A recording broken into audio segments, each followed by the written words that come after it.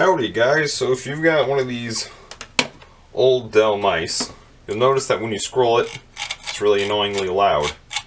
I mean, when you're trying to use it late at night or something, and you don't want to disturb other people, that's kind of hard to do. So today I'm going to show you how to make it stop making this annoying noise.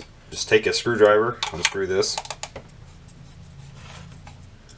And if your screwdriver is fancy like mine and magnetic, you'll have the screw like that. So then you just want to slide this out a little bit and then just lift it up. Like that. Now we're inside.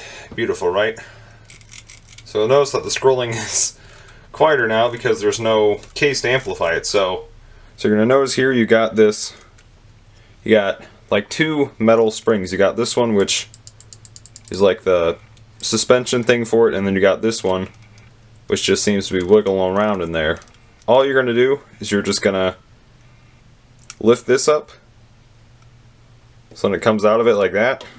You're going to take the little wheel off of this little thing here, and you're just going to take out this and just set that aside for now.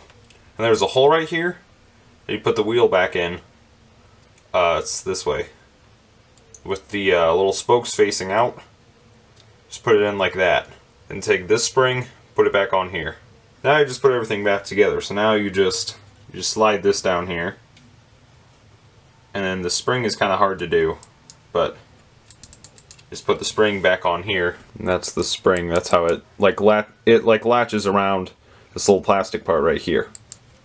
Now you just take the case. There's like these two tabs here that latch onto these two tabs here. So you kind of position it like this, and you press down hard on it, and then you slide it forward.